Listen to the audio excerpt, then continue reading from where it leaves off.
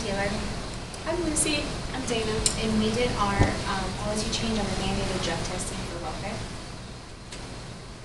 So one of the biggest problems with government assistance is that it is being abused by people, and this is in ways where, like, if you have food stamps and things like that, people are giving and selling groceries to other people that it's not intended for. Like, maybe they have people living in a household that's like not just the families of the children, and so they're giving it to have other things like cash that it won't pay for, and then so like if they want like alcohol or cigarettes or drugs and things like that, they're switching it for people that maybe do want the groceries instead of the cash. And then the problem is that you're asking the government for money, and they're not using it for the reason for that intended use. And then because of that, it's hard to track the misuse because they won't know where the money has ended up, and people are just meeting the requirements to be accepted and then expecting them to use it for that intended purpose because of like what they asked for it for, and then they're unable to know where it's actually going to. And then some assistance programs like TAMP are they're not even required to report the improper payment reviews, and that's a problem because like on the next slide that I'll show you, they show percentages in billions of dollars that it's going out improperly, and so if they don't have a review for that, you're just kind of trusting that they're using that money for that purpose. And then like with most jobs, they even require drug testing to even be considered to work for them, and so like when you know with like when you're filling out a job application, it says, can you pay for, or are you like willing to do this drug test? Sorry, I thought I'm trying to and then like when even with jobs, then you do like they'll have you do like random drug screenings when you're working. And then the biggest problem with assistance is that people that are able to work won't, because with the assistance they say that they're getting much more help with like WIC and SNAP and housing, so they don't have to do anything because they have a full fridge and money all the time, instead of finding a job and making their own income. And that takes it away from the people that aren't able to work and actually need the assistance and aren't getting funded enough for that reason. So the General Accounting Office posted this in 2015, and then if you look at the SNAP, it's like 3.7% was the improper payment percentage, and so that was a $2.8 billion estimate. And then like TAMP and WIC, those things are on there too. And then as a total, it was a $71.5 billion that have gone out in improper payments by whatever reason, the misuse, or maybe the government gave it out in different payments that weren't intended for that. And so a history and overview. This information is as of 2011, and there was a $193 billion cost for people that are doing drugs and crimes.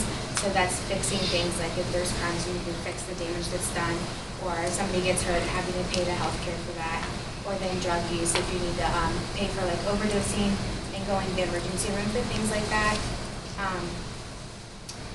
And then it will lead to a loss of productivity, because instead of paying for things like the government assistance for new people to get access, you're paying for to fix these drug and these crime problems. And so that relates to welfare people, because there's a 5 to 10% of people that are using drugs and having crime rates, and that's slightly higher than the average, or slightly higher than the general population. And so if they're doing these things, they need the resources from somewhere. So if they have assistance, then they're trading that in to get that money. And then as of March, there are 20 states already that have proposed some sort of drug screening to be able to get the assistance. And so that's a good step in the direction that we need, because this should be like a national thing, because every state has their own requirements to get the assistance. So if it's national, everything's the same, everybody would do drug screening to be able to receive this public assistance, and then it would potentially lower the rates of like drug use and improper payments and crimes and things like that. Okay, so I'm going to talk a little bit about the current approaches, so things that they already have in place right now regarding mandating drug testing in welfare programs. So as of 2016, 17 states had some sort of proposal. It varies by state, like Taylor said, it's not a national thing. So only 17 states were as of 2016, and that's according to the National Conference of State Legislators. legislatures. And these proposals vary from state to state, so they're not all very consistent. And I found a lot of statistics from 2015 specifically. And in 2015, there were 10 states that had some sort of program, whether it was set in stone and they had a policy already made, or they had some like test kind of programs to see like what if it was going to benefit or hurt the state as an individual. So most of the states that have the programs, they do urine screens. And in 2015, they spent $850,000 on the drug screening process, and they had 321 positives. So it seems like a lot of money, but just for 1 year. But states spent anywhere from $7,000 per year on drug testing to $350,000. So obviously that's a very big window. So our goal is to kind of lower that to as low as we can for the whole drug screening process.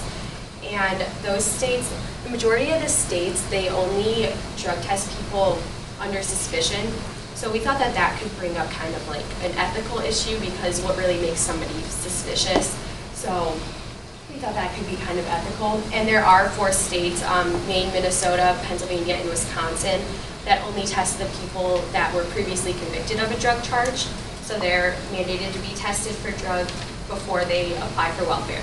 And so the goal that most states have now is to kind of like scare people away from welfare if they are using drugs, because if people know that they're going to be drug tested, that would kind of make them not apply because they know that they're going to test positive. And just an example of that, in Tennessee, 116 people refused drug testing in 2015, and 36 people tested positive. So just alone in 1 year, 91 people didn't receive that assistance just from drug testing, and that's only the people that were under suspicion. So ideally, if you tested everybody, those numbers would go up. And the current problem with these programs is they're focusing not as much on the health aspect of it.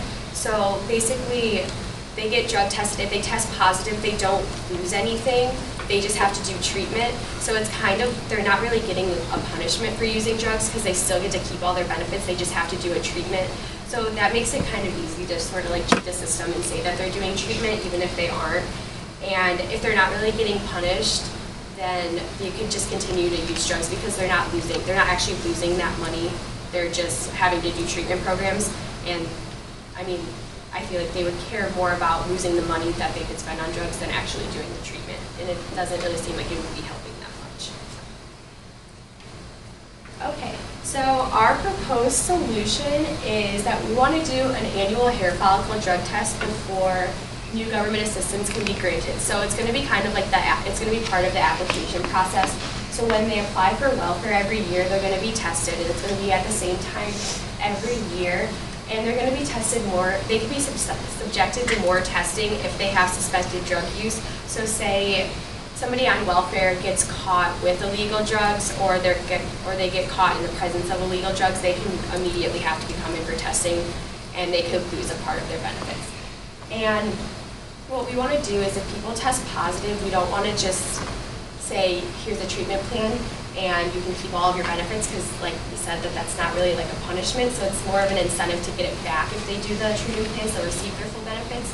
So what we said, we were going to reduce their benefits by 25% for 6 months, and they will have to do that treatment plan in 6 months, and then after they complete the treatment, then they will be retested. If they test positive, they can receive the full amount that they applied for. And if they fail the second test after the treatment, then they're going to lose all of their benefits for the rest of the year.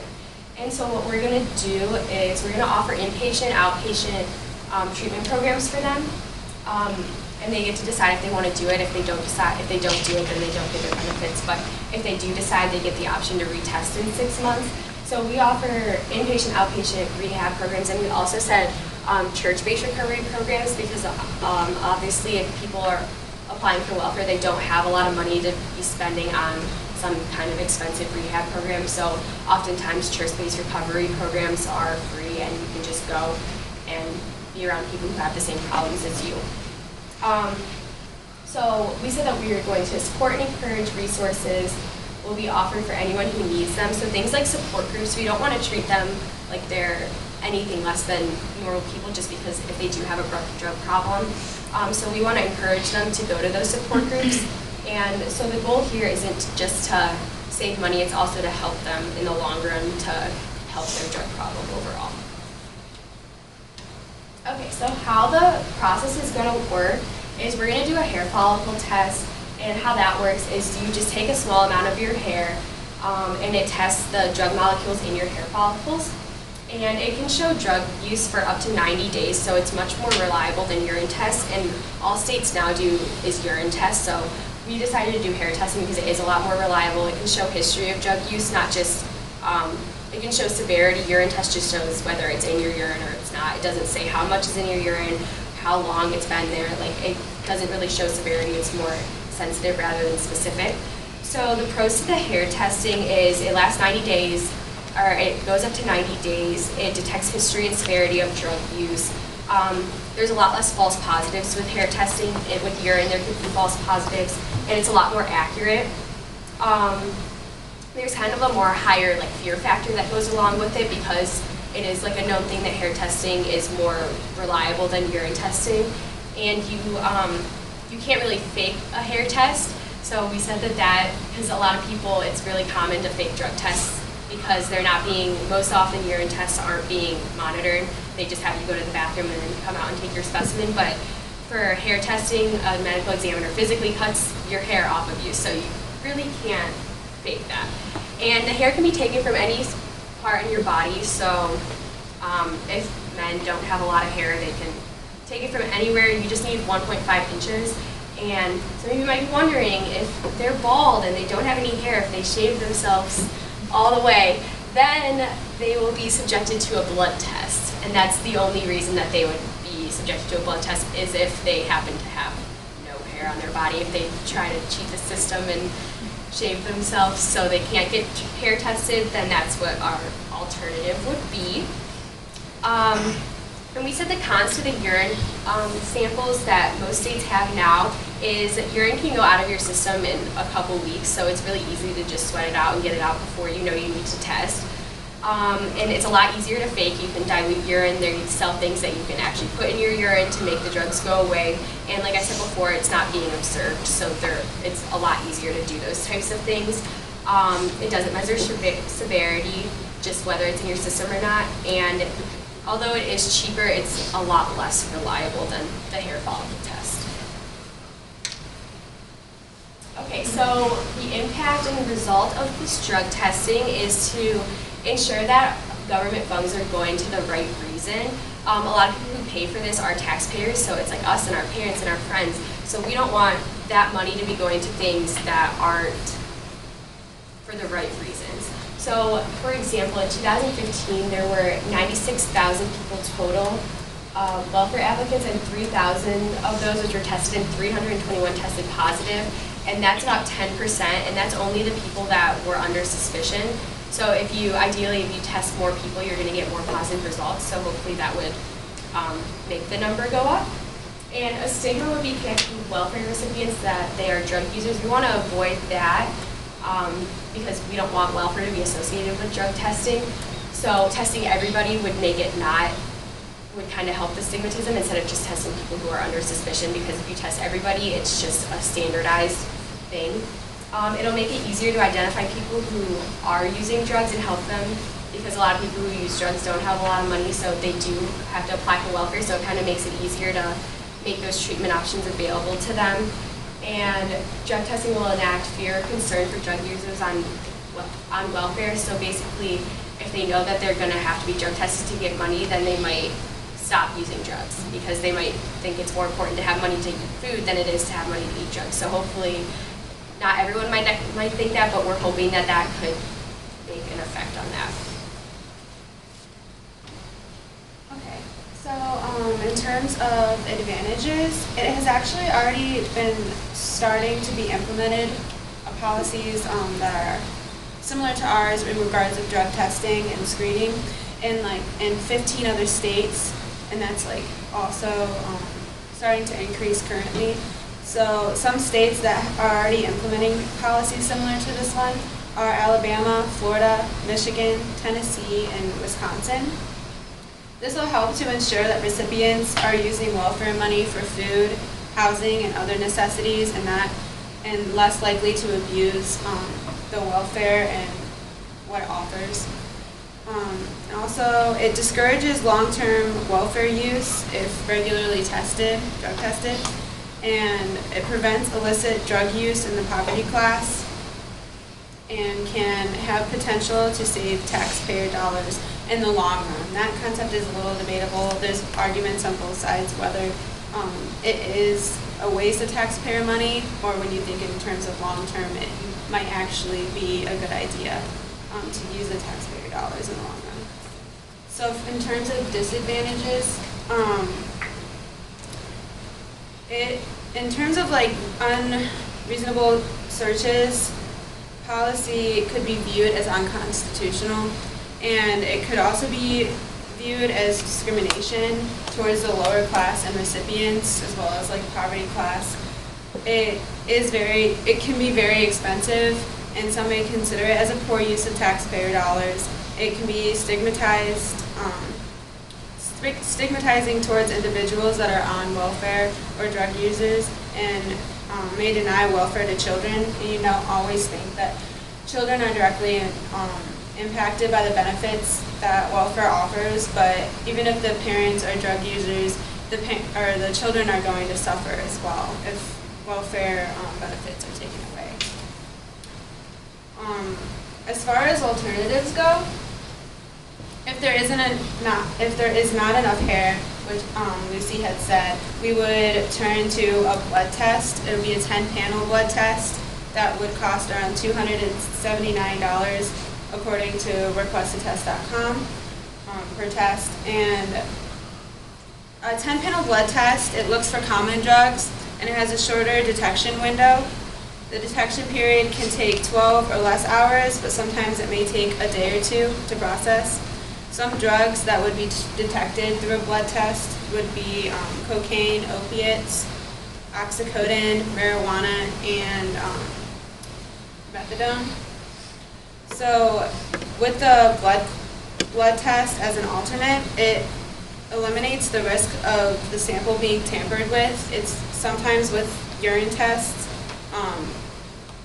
which also can be used as an alternate in other cases, but not ours. We're choosing the blood test because it's easy to tamper with the urine test because you have that privacy when samples are being taken to switch in the sample.